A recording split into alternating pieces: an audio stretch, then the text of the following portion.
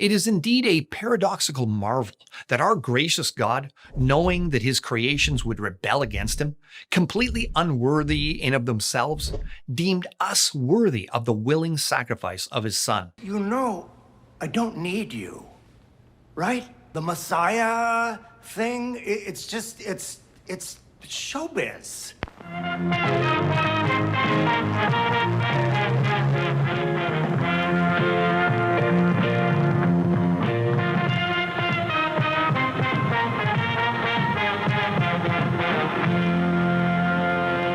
Welcome back everyone to Bridge the Divide, where we examine irrational beliefs, the irrational behaviors that often follow, and how we, with education, rationality, and reason, can bridge the societal divides that they create. Today, we're taking a look at another video from Answers in Genesis. This one being hosted by Canadian apologist Calvin Smith, in which he opines on what he thinks are the problems with morality in a worldview with no God. So yes, that means we're probably going to be deep diving into some pretty thick philosophical concepts. Concepts, by the way, that I'm still not confident that even Calvin himself fully understands, but I promise to try and make it as quick and painless as possible. So the floor is yours, Calvin. Tell us all what you think is this great problem of morality that exists in the non-theistic worldview. This video will show you where the idea of right and wrong comes from, and why atheism can't.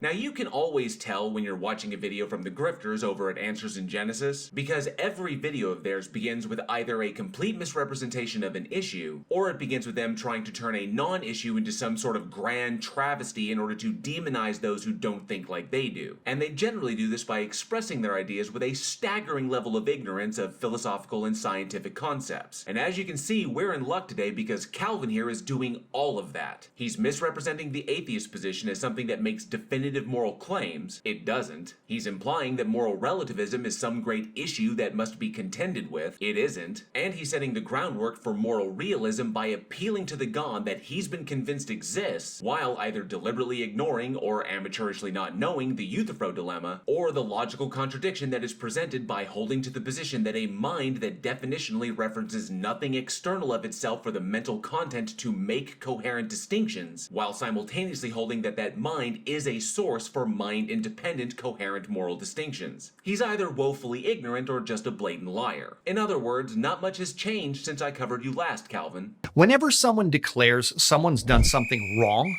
they're communicating they believe there's a moral law, and that the perpetrator of the offense broke said moral law. Hence, what they did was wrong. So right off the bat, Calvin is just straight up lying here. An individual conveying the information that they interpret any particular action or outcome as being wrong is not the same as an individual conveying a belief in a moral law, which by definition would be something that is mind-independently true. What that individual is actually doing is conveying their belief in a subjective moral standard that they hold to that they have interpreted as being violated. A really solid example of this is the concept of fairness, which, by the way, is something that humans are not alone in the animal kingdom as possessing an understanding of. Numerous species possess a concept of fairness, and they will react negatively if they perceive that another individual is getting more than they feel that that individual deserves, especially when they perceive that individual is getting more than they do for less effort. What Calvin is doing here is misrepresenting two distinct concepts through a false equivalence, that the conveyance of a mind-dependent standard is equivalent to conveying a belief in a mind-independent truth. The difficult thing to tell here is if Calvin is doing this out of sheer ignorance or if he's just flat out being deceptive. But moral laws must have an origin, a moral lawmaker.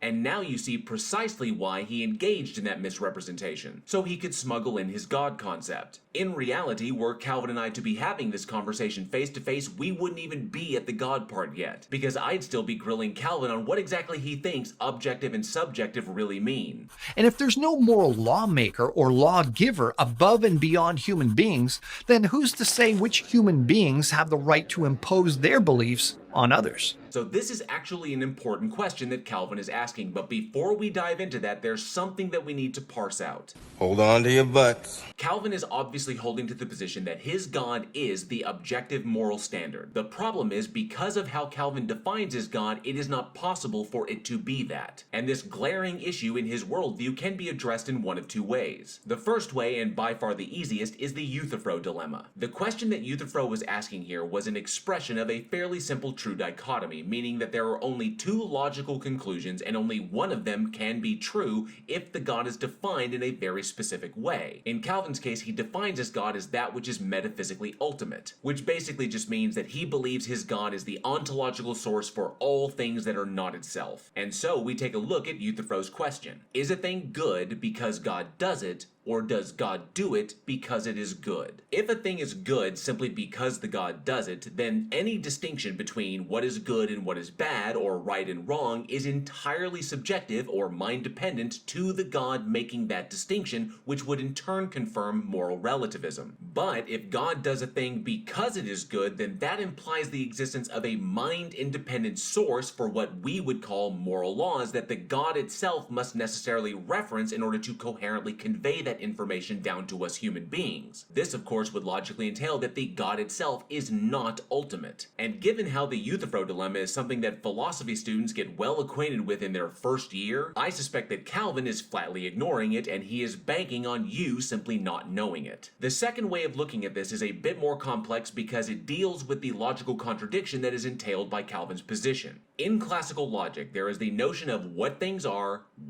not, and how only one of those things can be true. This is expressed by the law of identity, that A equals A, the law of non-contradiction, that A is not equal to not A, and the law of excluded middle, that of the two, either A or not A is true. Now, using set theory, we can take the God that Calvin defines as existing eternally and is that which is ultimate and express that as the God set. From Calvin's own definition, it is entailed that the God set necessarily pre-exists the not God set, which would be everything that exists that is not the God itself. And the God set, by definition, is that which establishes the metaphysical ontology for all things in the not God set. And here is where the problem lies. If the God is defined in this way, then it is also entailed that nothing exists externally of the God to supply it with the mental content that would be necessary to make coherent distinctions. For example, part of what makes the term good coherent is the existence of its logically possible negation. That which is good is coherently expressed as such in virtue of not being that which is not good. But if the God is the only thing that exists, then what exactly is the God referencing to supply the mental content,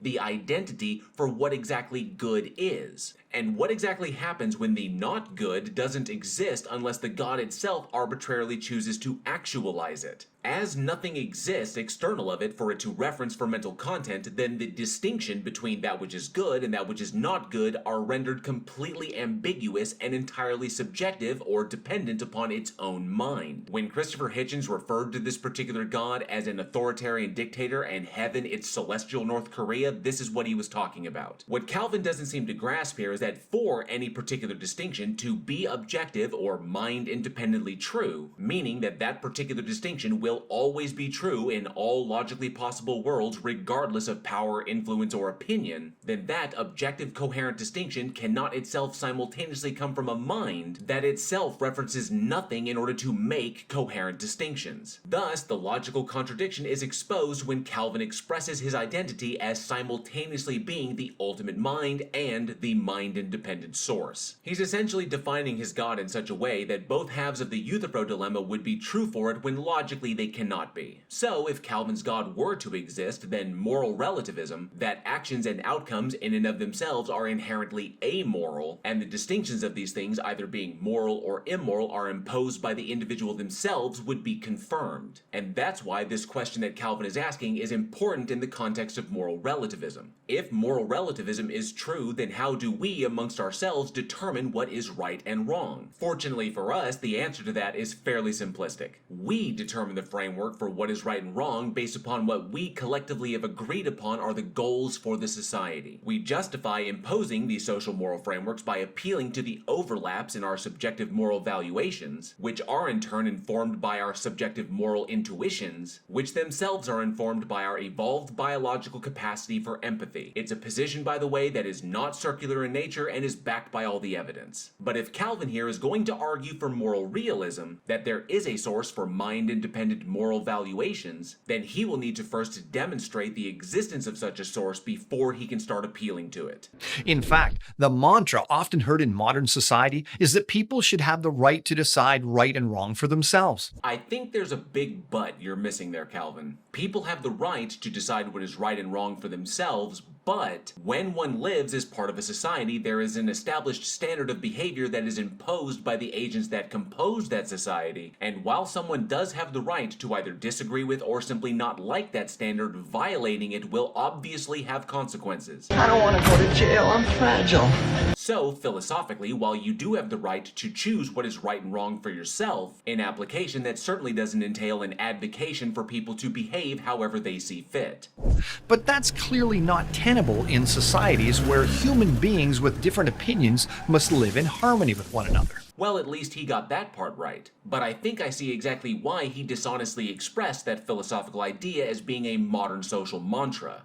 Some moral relativists declare that each separate country or society is responsible for determining right and wrong for their own people. I would agree with this. And while conflict is bound to occur when one society decides to impose its own subjective standard onto another society, the existence of that potential for conflict is not a defeater for moral relativism. It's just a potential consequence of it that Calvin erroneously thinks that his particular God can solve.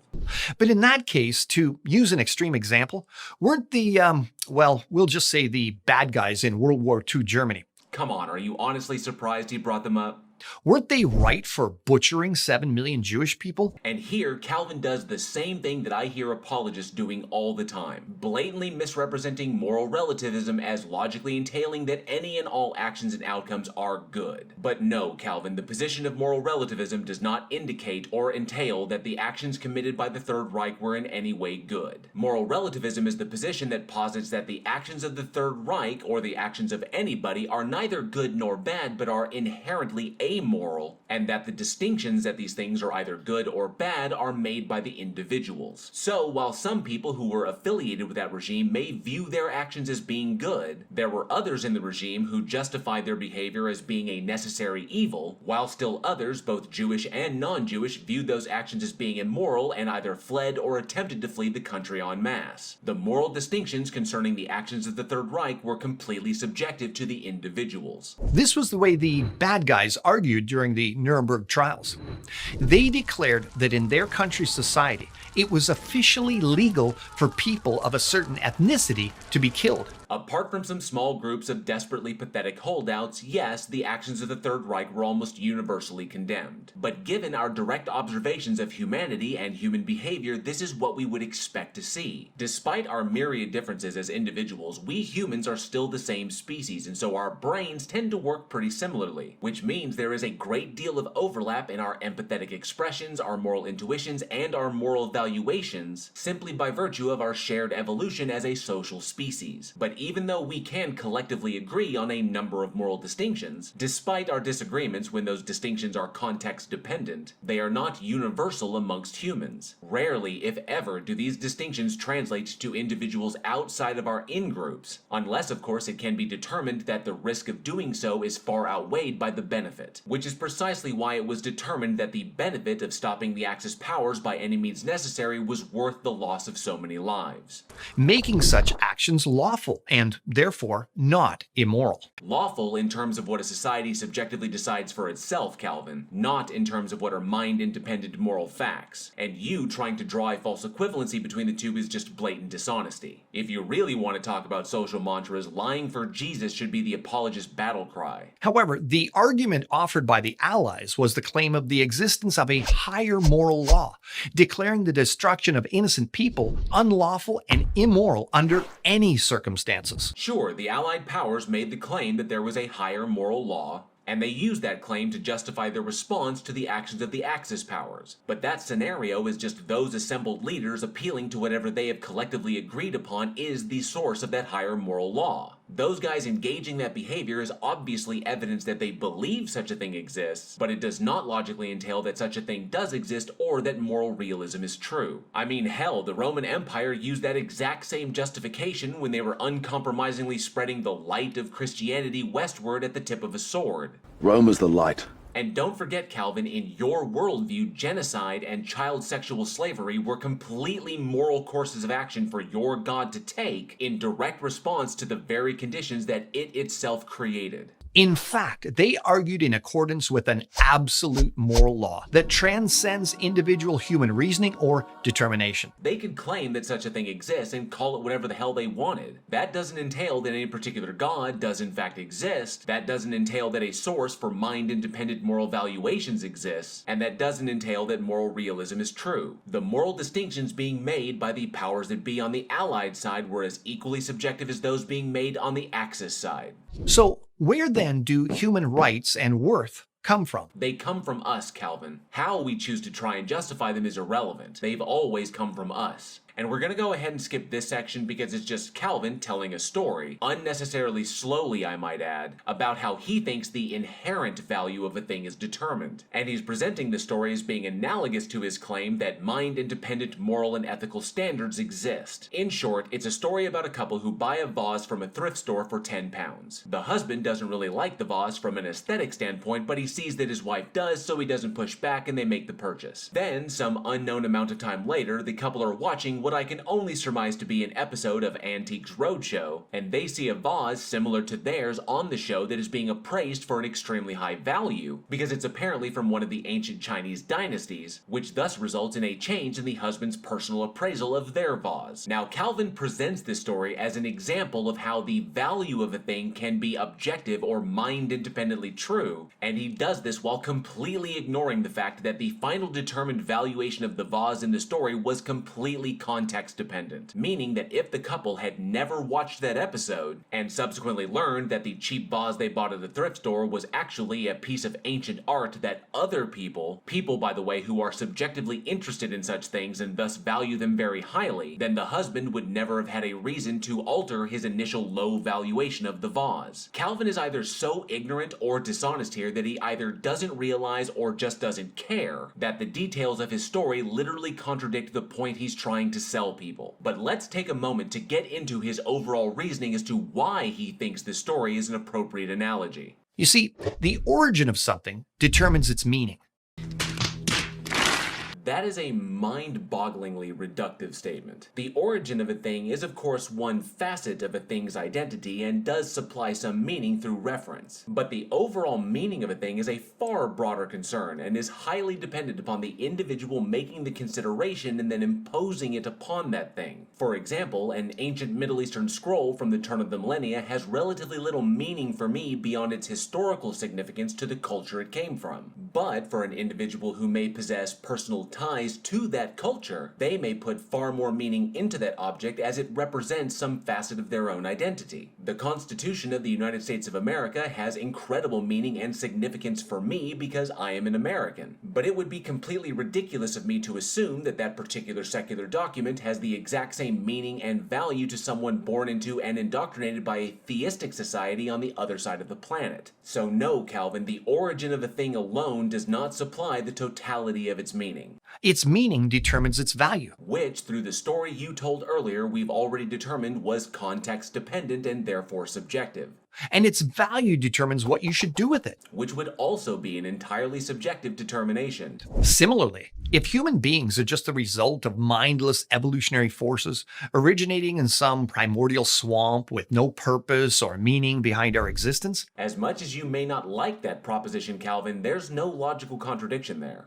then we have no inherent absolute value and also no absolute rights. And this is not the problem that you think it is or are making it out to be. It just entails that any values or rights that we assert are subjectively determined by ourselves. The fact that you personally don't like that is completely irrelevant and really only serves to express that you individually have no interest in being a direct force for the change you want to see in the world. You're much more comfortable sitting there on your tweed-covered ass lecturing others about how your personal beliefs make you and anyone else who happens to agree with you right and everyone else wrong. Snug in the thought that your logically contradictory God will somehow sort it all out in the end. However, the realization that God created man as revealed in Genesis, I guarantee you, Calvin, appealing to the Bible now is only going to dig this hole you're in even deeper. Because not only are you already trapped by your logically contradictory God concept, but you're also begging the question of its existence by appealing to the Bible as evidence of its existence. has profound transcendent, lawful, moral, and practical ethical implications. Yeah, there are some truly horrifying implications to your God's do as I say, not as I do mentality. It's precisely how so many members of your own faith would justify committing blatant atrocities if they legitimately believed their God was commanding them to do so. This was what the Allies argued against the bad guys from World War II, the existence of God's moral law. Now, I personally can't find any record of the Allied leaders directly referencing the existence of a god to justify their response to the Axis powers. As far as I was able to find, their justification always came down to an appeal to a higher moral standard, and it looks like they pretty much left the determination for where that standard was coming from up to the populace at large. Which, if you think about it, kind of makes sense if your goal is to keep everyone allied together and you don't want to risk alienating any one particular group by appealing to a god they don't believe in. But even if I'm wrong here and any or all of them did in fact cite a particular god as a justification for their response, that would still be completely irrelevant to the topic at hand. Ultimately, human beings have inherent value and worth because of their incredible creator.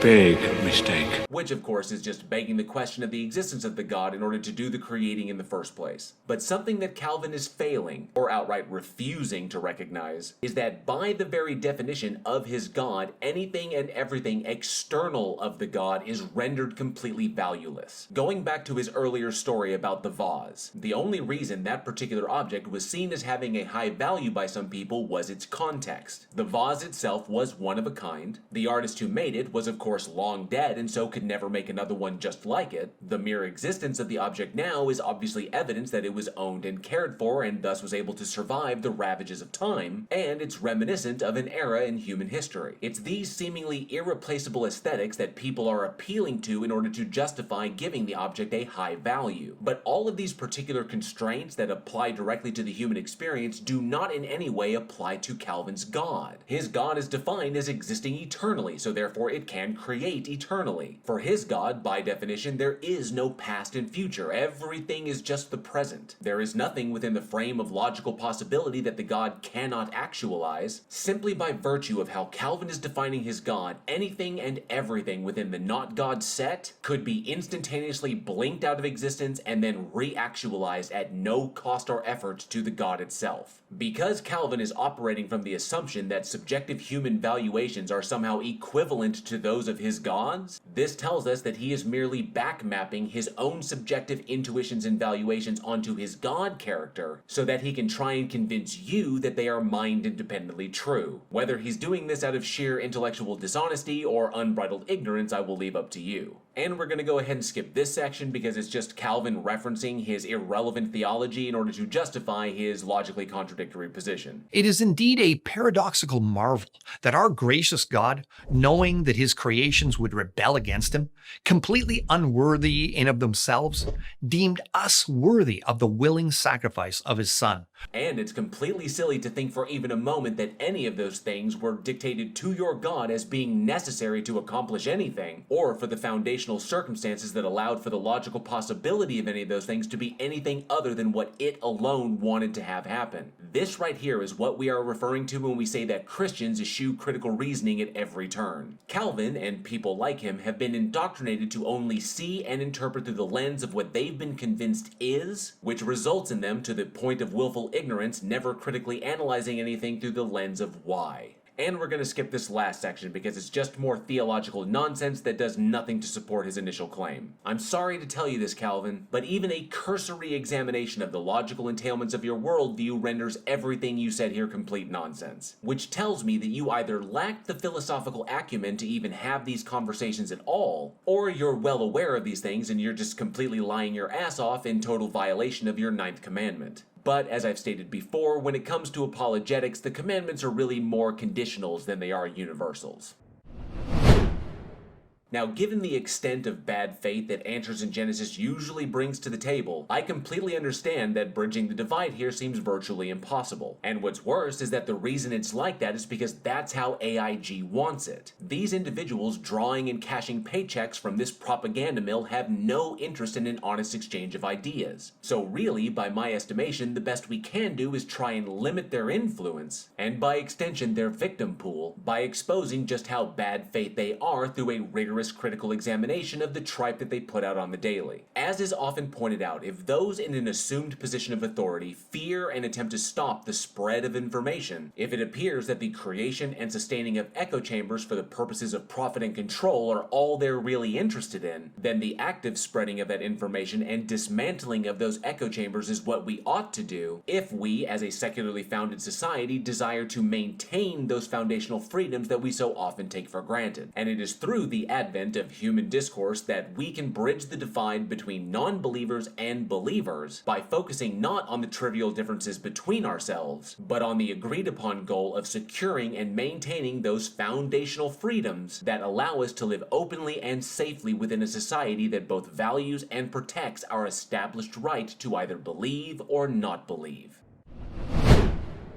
Thank you all for watching. I hope you enjoyed the video, and if you did, please like, share, and subscribe, and hit that bell for notifications. And be sure to leave a comment below. I love reading your responses, and those interactions help with the dreaded algorithm. Don't forget, February is American Heart Month. The link to where you can support these important efforts is down in the description. And if you like what you saw here and would like to support this channel further, links to channel memberships and to get yourself some official Bridge the Divide gear are down in the description. Once again, thank you all so much for your continued support, and as always, be safe, be excellent to each other, and together we can bridge the divide.